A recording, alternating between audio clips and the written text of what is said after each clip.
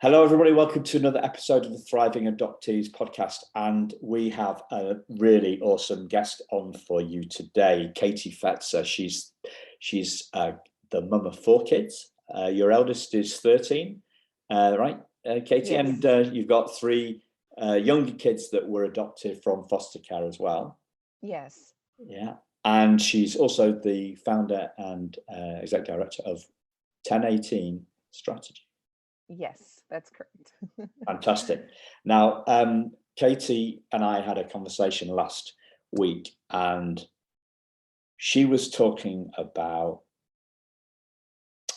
kids pushing buttons and some really insightful stuff about this, and how she has how she navigates that, how she looks. Well, let's get into it. You had this superb metaphor about the mirror and the microscope, and your whole approach about what you do when kids push your buttons. And I'd love to explore that with you. Yes. So kids with trauma definitely love to push buttons, that is for sure. And when you have any type of trauma in your background, it seems like your button size gets very big at moments, depending on the subject and depending on what's going on. And so when I first started my journey as a foster and then eventually an adoptive mother, and I was engaging with children, we've had children in our home all the way from 9 days to 17.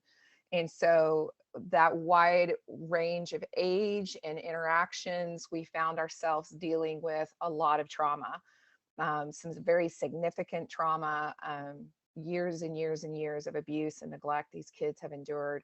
And when you're caring for children from hard places, the first thing everyone tells you to do is, well, you need to dive into trauma-informed care and learn about how to parent kids with trauma.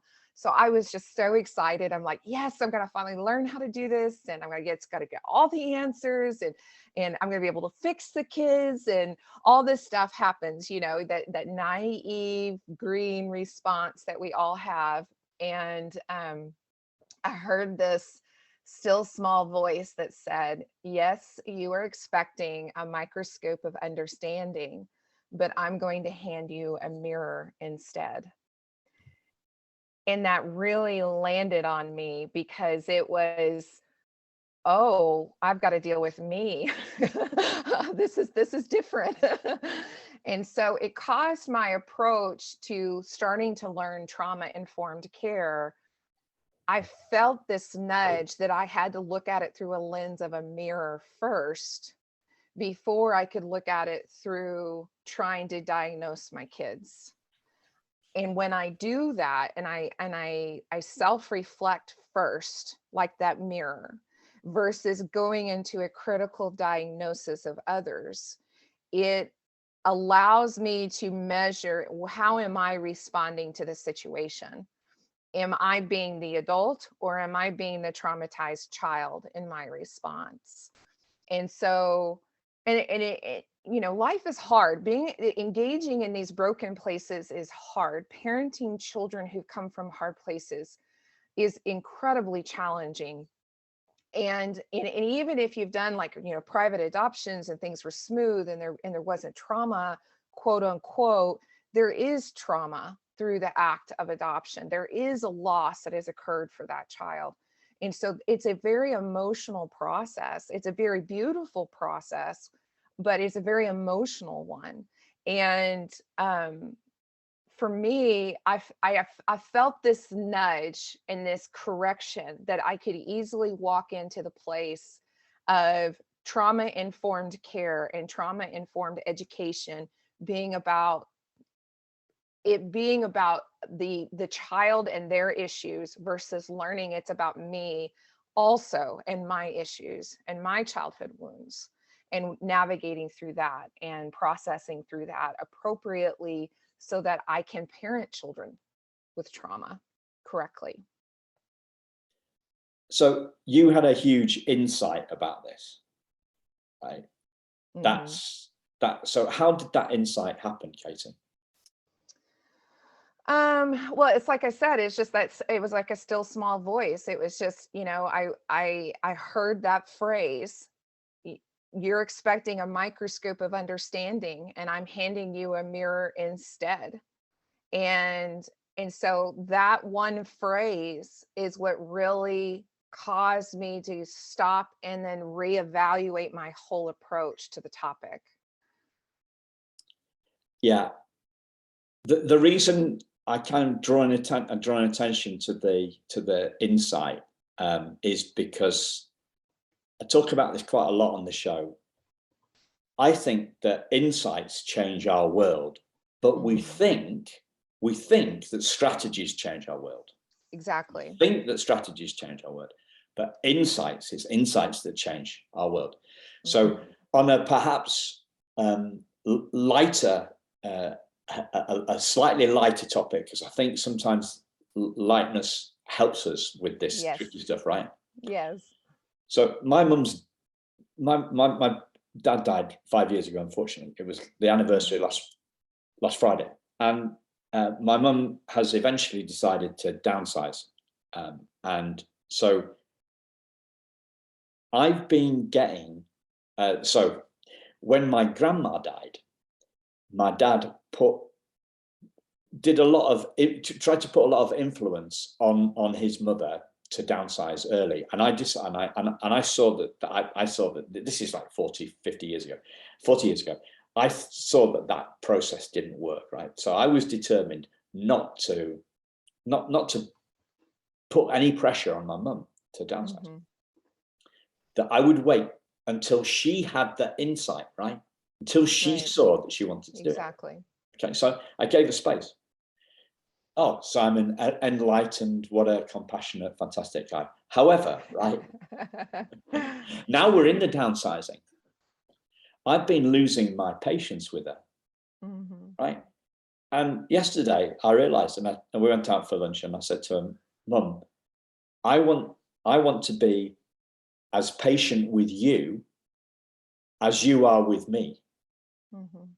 So I saw that for myself. I had that insight, and that insight will the degree, the size of the insight, I think, determines the amount of change that Mhm. we see in our own behavior or Right. someone else's behavior. The bigger the insight, then the more dramatically our behavior change. So I want to go have a look at this. I want to unpack this metaphor, the mirror of microscope metaphor. And the reason that I'm unpacking it is because I Yeah. want to help other people to the insights that you have on that. Now, one Right. of my favorite little sayings on this is that there's no such thing as a second-hand epiphany. Yes. Yeah? We have to have True. them for ourselves. Yourself. We have Yeah. to have them ourselves. So I see the whole purpose of the Thriving Adoptees podcast is to catalyze those insights. Right. And so by unpacking the metaphor, so you said a mirror of understanding. So we live in Mhm. this world, right, of trauma-informed Right. trauma-informed care, and all these people running trauma courses, and Yes. we think that getting our microscope out and Yes. understanding the Yes. minutiae of trauma Mhm. is going to make us a better parent. Right. Essentially, that's the thing there. That's understanding is, like Mhm. we've had 12, you've had K to 12 in the States. You've had 12 years of Right. it. 12 years of elementary, middle Mhm. school, high school. It's the same sort of thing in here in the UK. Then we've gone to university, and like understanding is God, isn't it? Like, Mhm. sorry, understanding is the holy grail. We're raised on it. The more I understand, the better I do. I need to get my microscope out, and I need to understand the minutiae of the trauma, and somehow that's going to help me become a better parent. But you're saying Mhm. it's more like a mirror. So Yes. what is it? Why is it more like a mirror? I believe it's because trauma begets trauma, right? And so most of the trauma that occurs with the kids that come into our lives, they have experienced trauma because their parents experienced trauma. Most of us have experienced trauma because our parents who inflicted that trauma also experienced trauma. And so it's a cycle. And at some point, that cycle has to stop. And our human nature is to have critical diagnosis of others, right? That's the microscope. Is okay, what is the child's issue? What is their trauma? And there is relevancy in that. I'm not dismissing that at all. But I believe first, before we can view that microscope correctly, we've got to look through that mirror and that self-reflection back on us first, because this is the reality of parenting children that from hard places is a lot of it's happening in the moment. It's happening quickly. It's happening fast. There's not a lot of time to try to do all of this analysis. You're just in the moment and you're dealing with a crisis and you're just responding. That mirror of self-reflection to me is the thing that you're thinking about and contemplating as you're going through life and you're going between challenges. And it's you could call it meditation. I'm a person of faith, so for me it's a part of my dialogue of prayer. And so it's just it's a place of just asking questions. To me, that mirror is about asking those questions and to really dig deep and go, I need to make sure that what I'm seeing rightly, because we all come to situations from our own perspectives and experiences. And so sometimes you're dealing with a child and they're in the middle of a meltdown, and maybe you're looking at it going, okay, they're a kid with trauma and there's just all of this and it's never ending and da da da da da. And then that pushes a button in you from your own childhood trauma. And then you feel hopeless. And then you're like, this is never going to end. This is never going to get better. Or you can stop for a minute and go, I was once a traumatized child and I am in a healthier place than I once was. There's hope for my child. And I can either approach them with hopelessness, or I can engage with them in that hope-filled, this isn't going to be this way forever. And that's the part of like trauma-informed training that I am a little concerned about, is that we get so focused on the trauma, we lose a message of hope in the midst of it. For example, he's almost 5, and he was born severely drug exposed, and he has lots of emotional management struggles, which is normal for that age bracket. And then he has a real wiry personality on top of it. And then you have severe trauma that he experienced through his process of becoming a part of our family. And he was just losing it. I mean, he was doing an all out, blown out fit. I mean, destroying things. We had escalation. He had smeared poop all over the walls in the bed because he was angry. He was acting out. We were having just escalating issues all the time. And it seemed like it was back to back. It was never going to stop. And I was just in this place of going, I don't know if I can make it another day. And when you're parenting kids with severe trauma, there are just days that are going to be bad. And I would say one of the first things you need to understand is that your hard is your hard. And don't compare your hard to somebody else's. Like, really feel in the moment that your hard is your hard, and that's okay. And don't compare your hard to somebody else's hard and go, well, they have it worse, I should be grateful. No, let's do that trauma informed approach on ourselves first, that says, this is hard, and it's okay that I say that this is hard, and it's okay that I'm not handling this well, and it's okay that I don't have all the answers, and it's okay in this moment. And so we were just in this cycle with him. And and so, because I'm a person of faith, I just dialogue, I talk to the Lord about it. And I all day long, I'm just talking like, there's got to be an answer. There's an answer. There is a hope in the midst of this. This is not his future. This is not his long-term outcome. There is hope for him. There is a life for him better than this. And I refuse to accept anything other than that his life is going to be good moving forward. Doesn't mean it's going to be perfect. Doesn't mean it's not going to have challenges. It absolutely will, because the trauma is there. You don't deny the trauma. You just focus on what you can do to try to produce hope and beneficial outcomes. So I put him in his room so he could de-escalate, because that's what we have found. One of the tips we found with him to help him de-escalate is he needs to be removed from people so he can get control of his emotions. And so I'd put him in his room, and he's like flailing and screaming. And in that minute, I had a flashback to my own childhood. And I was about 6 or 7. And I remember having a out of control moment, just like he was having. And I just, again, heard that still small voice. I can work miracles in him the way I worked miracles in you.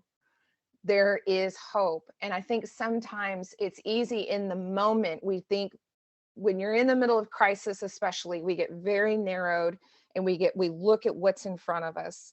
And part of that mirror is looking at our own journey and looking back at the things we've overcome, and looking at the things that were challenging for us years ago that aren't challenging for us now.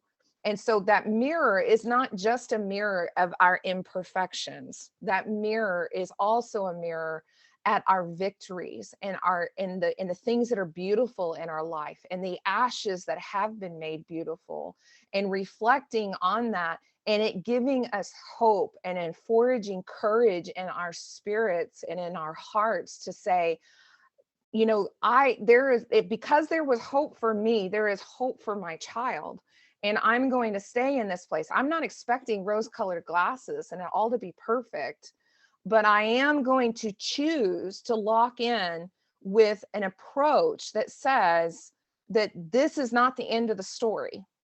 The story is not over. The story is being written. The story of my life is being written, and the story of my child's life is being written. And I'm in this opportunity to guide my child through the things I have learned. So the mountains that I have overcome can be the foundation from which he's launched. That he's going to have his own mountains, but at least I can help him try to overcome the mountains I've already overcome as a starting place. Does that make sense at all? I'm sorry, I kind of went on a bunny trail there, but Well, I just let you run. I didn't think it was a bunny trail as well. I thought it was a beauty. If it was a bunny, it was a beautiful one, right? It sums up. It sums up. Well, no, I sum it up as in trauma informed but hope obsessed. But yes, I you love that phrase. you bring about 1,000 times more depth because of your lived experience with this, with kids, with your kids. I only bring my lived experience of my own stuff. Right. You bring your own experience. And what did you say? The mountain as a jumping off point for it's just beautiful. I can't put that. Yeah, the mountains I have overcome become the foundation from which my children can launch. Yeah. Beautiful. Yeah.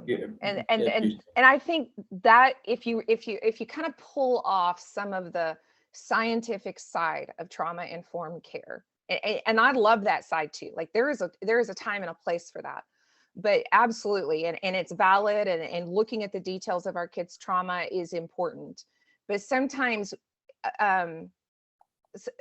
you can learn concepts all day long, but how do you apply them in not only your actions, but in the posture of your heart? How do you process through them so they can be applied in your everyday reality. We can learn concepts all day. We can expand our knowledge. But many times what I have found is that there's a breakdown between acquiring knowledge and then applying that knowledge. So that's why, like, as an organization, we focus on advocacy training, but we also provide advocacy coaching, because you can learn the principles of advocacy all day long, but until you learn to actually apply them in your reality, how do I walk this out? Oftentimes you just gain knowledge, but you don't gain understanding, and there's a difference there. So that application piece, I think, is a piece that we're struggling with in the foster adopt community overall, with how to apply trauma-informed learning. For me, the mirror was a big factor of learning that self-reflection, that self-emotional management piece, doing trauma-informed care on myself first helps me to be able to do trauma-informed approaches with my kids. Now, again, in the moment, when you're in the moment of stress, a lot of times it doesn't happen. It's all the head space and the heart space in between those moments of intensity that I can choose to look at my kids' issues and challenges and be overwhelmed by them, or I can I like to call people that I know have had hard childhoods. And so I'll call them and I will say, and these are people I love and respect, and they have beautiful, amazing lives. Like, not that they're perfect, but they have, their lives are great. And they've had their victories, they've had their challenges, but they've had their victories. And so I'll call them, and that to me gives encouragement. And I'll call people and I'll talk to people who have overcome a lot in their life. And I'll just say, I'm in a place with my kids that it feels hopeless, and I just need to hear someone's story that they overcame. And what that does is it infuses hope into my heart that says, this is not the end of the story. And I'm just a believer that sometimes as a mom, it seems like whenever I've been at a crossroads where experts and doctors and all these people have given diagnoses and things over my kids, in that crosshairs, a lot of times when I've just said, okay, I'm not in denial what's going on, I understand what's going on, I hear what you're saying, but that is not their future. And I refuse to just accept that. We are going to approach this from the perspective of being informed, being educated, and not being in denial. We're not looking away from it, we're looking at it, but we refuse to say that this is the only outcome that's going to happen, that this story is not over yet. And all of my kids have overcome massive hurdles, massive diagnoses, massive things in their lives, especially in the medical arena. I mean, we've had some major scares, and in the education arena, in the comprehension arena, and all of these things that are connected with kids with trauma. And like I said, it's not in denial, but there is something that happens when you just say, that I'm not willing to accept as their future.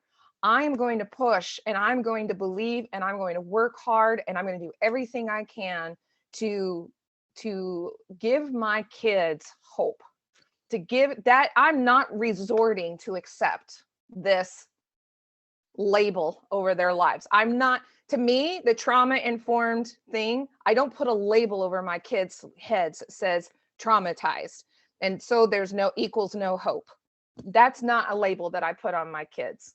I put a label on my kids that says traumatized, there is victory coming, and it has occurred, and it to me, it's like, I'll tell people all the time, yes, my kids have been through a lot, yes, they've had trauma, but the story is not over. The story is being written over their lives, and I refuse to accept just a final say when this book is just being started to being written. And again, that's hard. You're dealing with kids, especially some of the older teens and stuff that we've had in our home. Those things are a little bit different. A lot of times it's more behavioral. A lot of times it's more emotional, and you're dealing with less physical type situations, and those are hard, and they're making their own choices. But no matter the age of child that I have cared for with trauma, there are some universal principles. When you look that child in the eye and say, you are loved and you're wanted, you're cherished, you're delighted in, you're valuable, and you speak those words of affirmation over their heart, and you speak over them what your inner child needed to hear when you were that broken little girl or little boy, when you speak those words of life over them, that is what it means to look in the mirror. You are self-reflecting on your own childhood and going, what did I need to hear when I was that broken little girl? What did I need to hear to feel comfort and loved and affection? How can I communicate that to these kids and not just be a parent that's corrective, but be a parent that's guiding them to try to overcome what I have already overcome? How do I teach them how to apply those skills to overcome those things? And of course, they're going to have obstacles that are different than ours. And so like my son, that has a lot of the outbursts. I found with him, he is a passionate little boy. He is 100% in any direction he goes. He's 100%, angry, 100%, passionate and upset about what's going wrong. And then he becomes 100% in the way he loves people. He loves wholeheartedly, and he has such a big heart. And so one day I just was struggling with him, and I'm sitting on the side of the bed. And sometimes the biggest thing you can say to your kids is, I don't know. And we're just in this moment. It's been a really hard day. I'm sitting on the bed next to him. And and I'm like, what is going on with you? And I'm just in this place of just like, I need to take a pause for a moment so I handle him rightly. And so I'm in this place of looking at my mirror. I'm in self-reflection. And I just said, Mommy does not know what to do. Mommy does not know what to do. And he looks at me with this face like, you don't?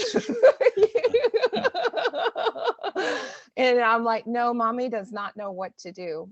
And he looked at me with compassion, and he immediately looked at me with that soft heart, and he put his arms around me. And I turned to him and I said, when you do this, I don't remember what it was now. I think he hit his brother or something like that. I said, when you do this, that is not kind. And I said, and that's not who you are. Because see, the little boy who just hugged Mommy and comforted me, is the little boy that's kind. And when you hit your brother, you're not being who you are. And so Mom is going to give you consequences and correction, not because it's just not right to him, to your brother, but also because it's not who you are. And Mommy's job is here to help you become who you are. And it was just one of those moments where I felt like I connected with him at a heart level, other than just being a disciplinarian, other than just being, quote, a parent or correcting. And I think if you come to the heart of trauma-informed care, that is really the heart of it, is that connection piece first. But like I said before, there's that breakdown between learning the concepts and applying it. And I don't think there's anything wrong within the moment telling your kids, I don't know what to do. I don't know. Or just stopping for a moment and giving yourself a pause and just saying, I don't know how to respond to this situation. And I think as parents, a lot of times we feel like we have to have all the answers. And it's amazing to me how a lot of times my kids will tell me what they need so I can help them overcome something. If I'll just stop and not have the answers and really listen to them. And, like I said before, there are days that are easier and there are days that are harder. There are days you're going to have these victories, and there are going to be days that are really, really hard. Last week was a really, really hard week, and I was spent. My emotional bandwidth was gone. Last week was a very intense week with my kids, just all of their stages and challenges. And a development and their needs and school and all of these different things. And it was just a tough week. And the more that I go, this tough week does not define our future as a family. This tough week will not define the end of the story. That's what I try to hold on to in those moments is I'm holding on to the end of the story. I'm not going to hold on to this reality. Does that make sense at all? It's incredibly powerful stuff, Katie. One thing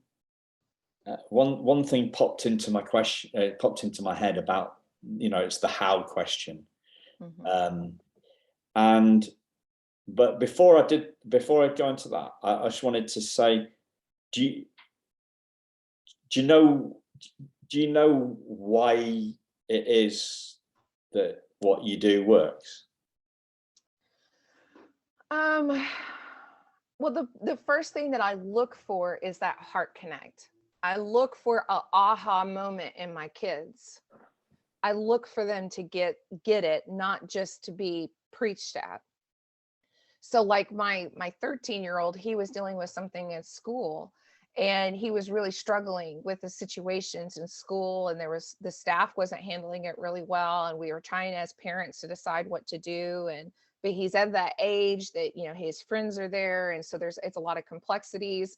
And so I didn't want to just like hand down a decision as parents and him have to live with the outcome. I wanted to make a decision with him. And so we, part of our training is that we teach about having a watchful eye to protect children. And so in part of that training, we talk about the 12 flags of manipulation. And so I just pulled that up on the screen, and I just started going through with him one by one. And I said, at any point in time, if I or anyone else has ever done this to you, I want you to tell me. And I just want to have a dialogue with you about manipulation. And so we started going around the different, it's in a circular motion. And we just started going one by one through all the different, flags of manipulation. And we got to one, and he goes, "Oh my gosh, that's what the director of the school did to me today." And he saw it. He had the aha moment. I did not have the aha moment. He did. And then he was like, "I want to make a change in the school." And so, and we had already as parents wanted to make a change weeks before that. But, we needed him to come to that aha moment, like the analogy you used with your mom. And I think a lot of times as parents, we view the how being discipline and correction. And we don't view the how as being teaching and guiding so our kids can get their own aha moments. And that takes more time and energy. It takes a lot more time and energy to give our kids those skills. And especially when you're parenting kids with trauma, there's times where you're like, I don't have any more energy to give. I don't have another ounce to give. And so, a lot of times it's a matter of do what you can do. Find a way to this is the way an analogy I use a lot, and the way I view it myself is it's a pressure cooker. And when you have that pressure cooker lid on tight and that pressure has built up, you've got to release that valve, because if you don't, it's going to explode. When you're dealing with a week like I was dealing last week with, that is not the time for you to try to dive into a lot of this stuff that is more deep in thought. At that moment, when you're dealing with an intense week, your only goal is to release that pressure relief valve. And then when you're having a week that's not intense, that's when you spend more time and energy in like the mirror analogy and the self-reflection. And I think a lot of times we feel like an expectation that we've got to go deep in thought and analysis and all of this stuff in the middle of crisis. And the crisis is not the time to do that. In crisis, you've got to let off that pressure relief valve. That's your number one priority, is let off whatever you got to do to let off that pressure relief valve. If that means that after the kids go to bed, you just go and leave the house, and your husband, everybody's asleep. I've done that so many times. I put everybody to bed and my husband was going to bed, and it's like 10 o'clock at night, and I just leave the house. and I need to get out, and I need to get fresh air, and I need to get away from the house, and I need time for me in that moment. And whatever you've got to do, whatever relieves that pressure relief valve, everybody's different. Everybody has different love languages and different things that cause them to just feel relief from pressure. That is your priority when you're in crisis. When you're just going through the day to day and you're dealing with challenges, but you're not in crisis, that's when we're talking about the process of the mirror, the self-reflection, the how am I being a trauma informed for myself as well as for my children. Does that make sense? It does. Okay. What I see from the outside is that hope gives you your own answers. Okay, so when we can't see the wood for the trees, we don't know what to do. That's when we ask the how question. We ask the how question when we're low. Right. When we're higher, when our mood and our resilience and our level of consciousness, when our view of the world, when we're in a better mood, we see our own answers. But so that's why that's why I believe in trauma informed, but hope obsessed, because from a place of hope is a higher place. Right. Hope is a higher place.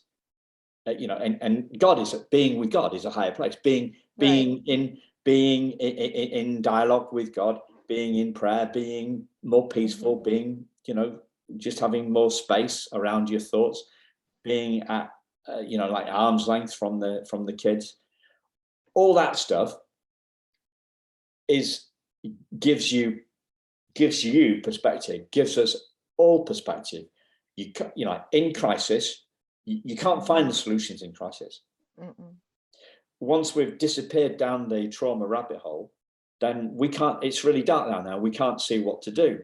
But we keep on saying, how do I do this? Like everybody in the world.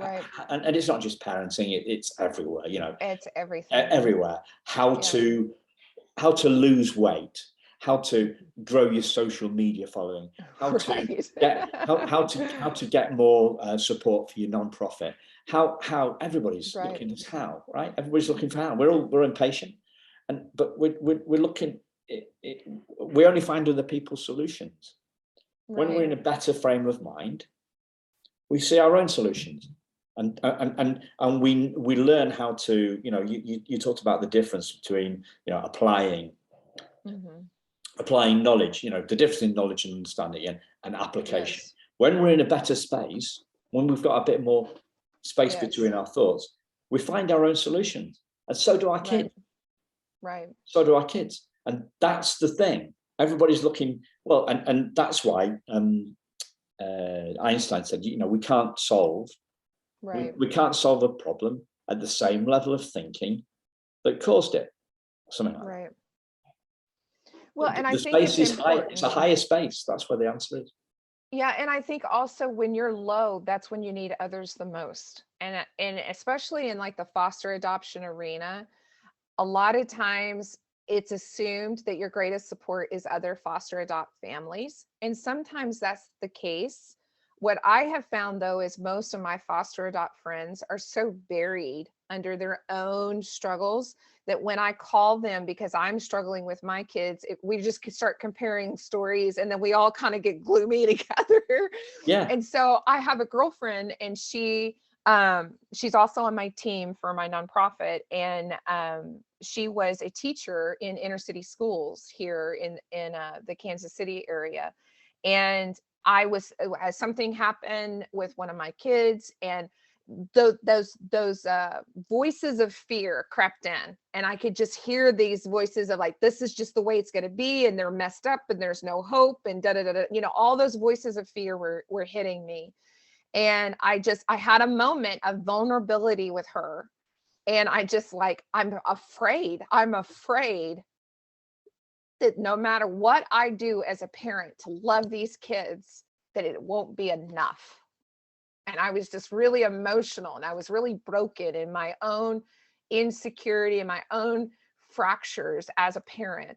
And I just was vulnerable with her in the moment. And I just said, what if this is a problem that there's no hope for? And at that moment, it didn't matter that she had never fostered or adopted a child. In that moment, my friend looked at me and she grabbed my shoulders and bear hugged me. And she said, no, that is not their future. That is, with this story, Katie, I've heard you say it 100 times, is not over.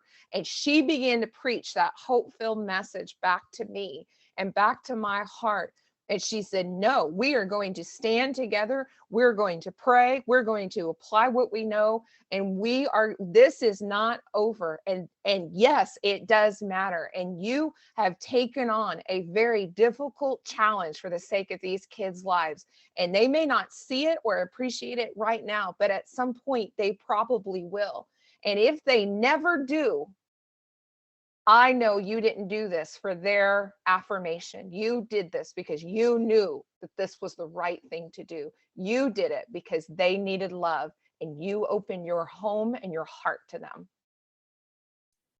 And in that moment, my friend with no experience as a foster adopt mom could engage with me and give me that infusion of hope and that infusion of support that I needed when I was low. And you know what? I have very few friends like her. Very, very few. But the ones I have, I call when I'm low. Or like I said, you call people who've overcome a lot when you're low. That to me, when you're low and you need that pressure relief valve, it's not just a how. You sometimes need to be reminded why you did it. You need to be reminded, why did I get into this? Why did I make these choices? And sometimes you need to be told how. And sometimes you just need somebody to say, I'm in this with you and we don't have the answers, but we're going to do this together. And the feeling of not being alone in that moment, because in that moment when you're low, that's when all your trauma buttons are in high gear. And you're that broken little girl who was abandoned. And you feel abandoned in this process, and that friend coming alongside you saying, I don't have the answers, but you are not alone, and I'm in this with you, is a powerful, powerful thing. And she ministered and had a trauma-informed approach to my inner brokenness in that moment. She did trauma-informed care to me so that I could then turn around and do trauma-informed care with my kids. Does that make sense? Yeah, and she didn't know anything about trauma-informed care. No, she knows some. She has some basic training with her as a teacher, Okay. But very, very minimal. Yeah. And so people that encourage your heart are very important. And most people I have found, I have like 2 or 3 people I can call in those moments. It's not very many people. I've learned not to call family when I'm low. Well, I told you not to get in the middle of this. Well, you took on 2 more. I warned you. That's what you hear a lot of times from family, unless you have a very supportive family, a lot of times that family is not the person to call when you're in that low. Who are the people in your life that make you feel hope-filled, that make you feel encouraged, that make you feel ready to keep going in life? Those are the people you call when you're low. And I have a girlfriend, and I'll call her and say, I just need to vent. And she just knows I need to just go off about whatever's going on. And we just have that kind of relationship with one another. We're just vent buddies, and there's just some people I need you need someone who's safe for you to vent to, that's not going to cast judgment on the words that come out of your mouth when you're venting. And she's one of those people. Now, she's not my person who's going to bear hug me and love me in that moment the way my other friend did. She's not that kind of person. She's just one of those that when I need a vent, she's going to go, well, bring it on, sister. Tell me what you think, and she doesn't get rattled easy. She's just a very straightforward spoken person. And so when I say something crazy in my moment of emotion and anger, she doesn't go, oh, look how messed up Katie is. She just really goes, okay, you done? You get it all out yet?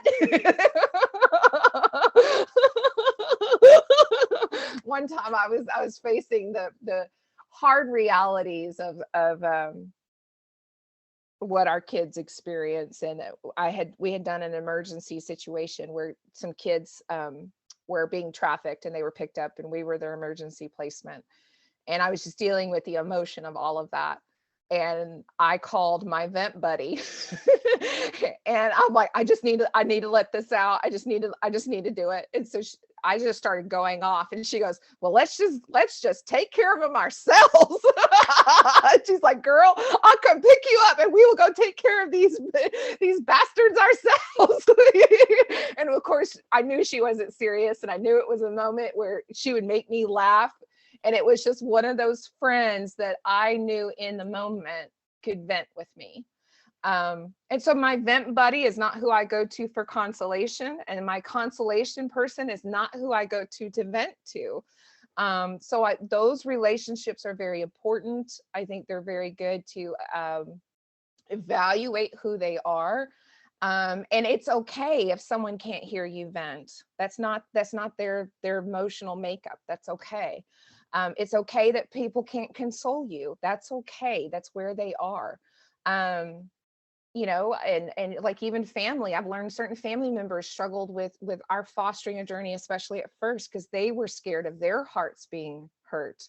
So sometimes it's not an issue of willingness, it's an issue of ability.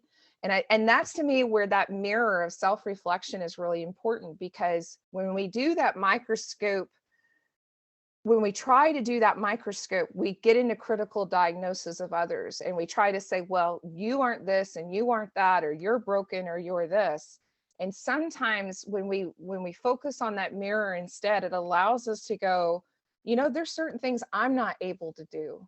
It's not even a willingness. I'm just not able to, and I just have relationships in my life where I'm learning that, I'm not able to be everybody's savior. I'm not able to do that. It's not even an issue of willingness. It's an issue of ability. There's only so much time. There's only so much energy, and I can't solve all of these problems.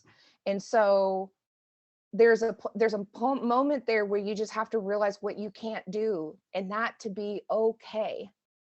And, and I've had to learn what things I can't do and what things I don't need to try to do, because my bandwidth, either emotionally or time or capacity, can't handle it.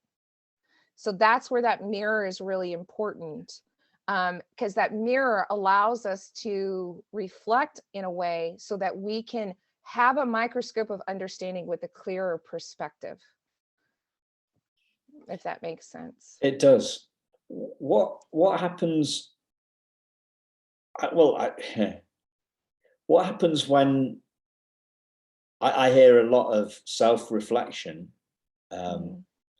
from other, adoptive parents, foster adoptive parents, and there's a lot of criticism in that.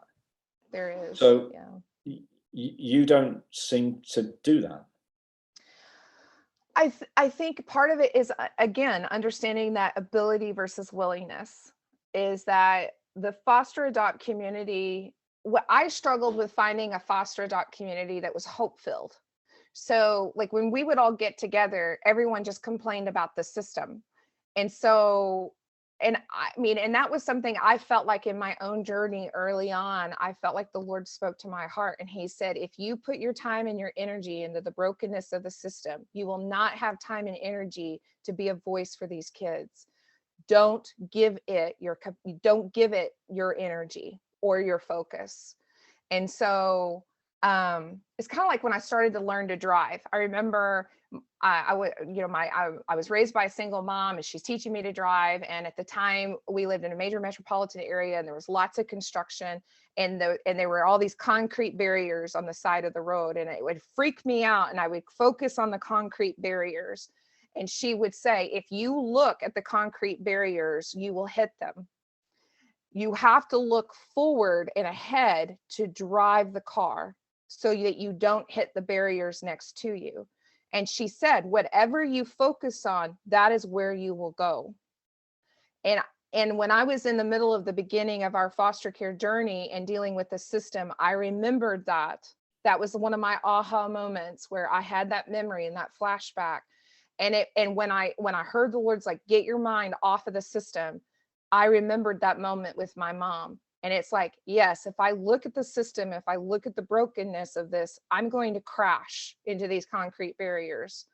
It's the same thing with trauma. If we just keep our eyes on the trauma of what we're dealing with in the moment, and we don't look ahead and choose to go, I'm going to look beyond the moment right now of what I'm dealing with and just focus on taking a step at a time every single day to move forward, I won't crash.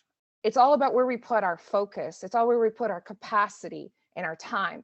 And where I struggled with the foster adopt community, and they probably struggled with me, was that I was really focused on looking ahead and not looking at the brokenness of the system or the brokenness of the situation. And so now I find myself in a role where I am teaching and training and guiding and coaching foster adopt families. So I have to be really careful because most of them are just in this place of, I'm just defragging, I'm in crisis mode. And when someone is in crisis, they can't be corrected. When they're in crisis, they just need support. They just need love.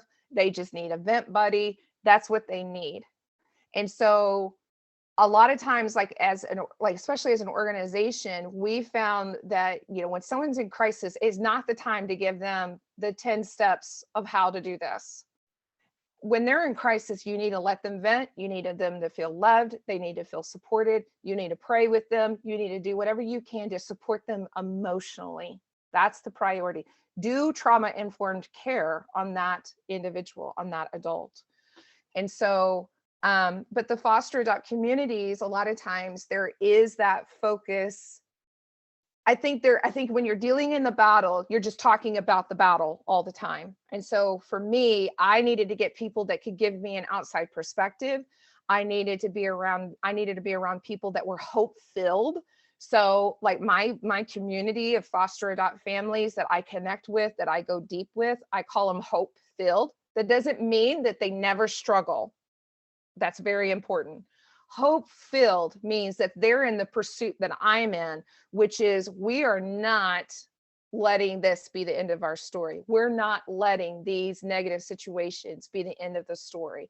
We are choosing to focus that there is a hope-filled potential outcome, that this is not perfect. We can't control a lot of these situations, especially when you're dealing with the system. You have no control. But there is something encouraging when you get around other foster adopt families that have that hope-filled approach. And what happens is that there's always someone in the room who is struggling, and there's always someone in the room that has encouragement.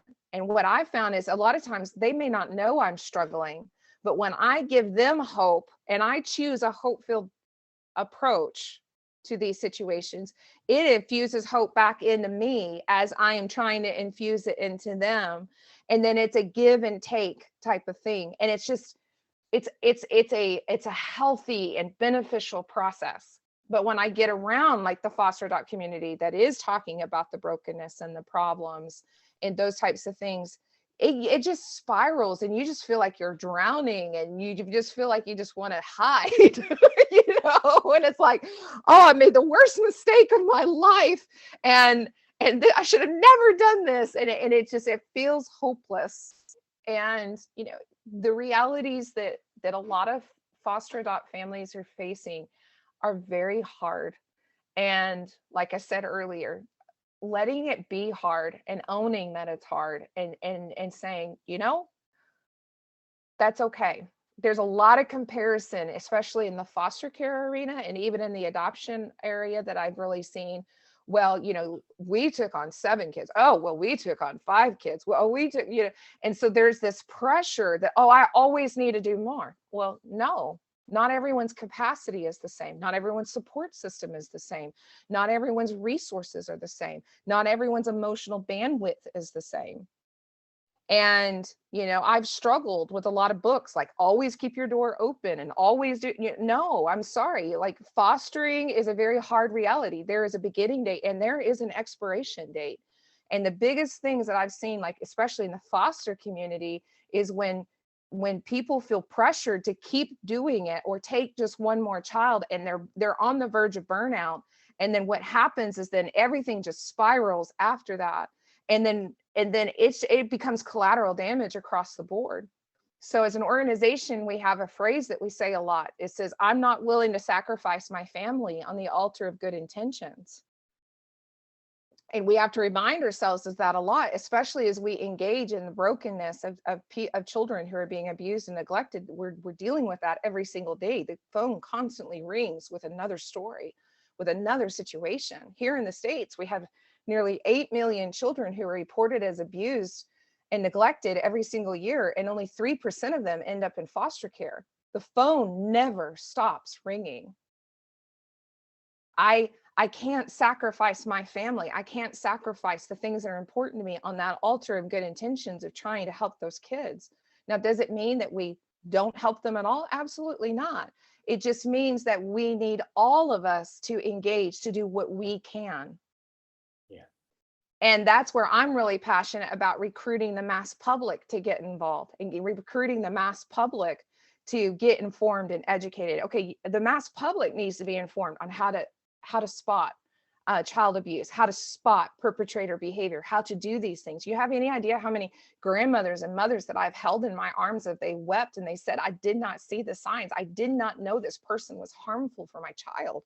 And if I can stop those situations before they happen, and I can try to prevent those, and I can give tools and resources to parents and grandparents and aunts and uncles and teachers and all of these different people on how to prevent those harms to children, and then we're going to, all of us are going to be better. But it is a big, the reality is the scope of the issue for children from hard places, especially here in the United States, this is bigger than any organization. This is bigger than any government. It needs us, as we the people, to stand up and say, we are going to engage and take care of the kids in our own lives.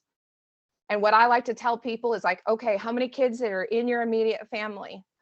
The average nationally is like 6. And so I'll say, okay, write their names down. And I want you to write down one more name of a child that's not in your immediate family that you believe needs to have a watchful eye over their lives. So your family plus one more, be the watchful eye, take care of the kids in your life. And sorry, I got a little bit on a bunny trail there, but I'm very passionate about it. I love your passion, and I absolutely love it. And I'm going to ask the listeners to check you out. So as usual, listeners, there's lots of links in the show notes, so you can find out more about Katie. You can find out what she's doing, can connect with her, and this has been a truly stupendous episode. Thank you so much for having me. I appreciate it. And we'll speak to you all again very soon, listeners. Thanks for listening.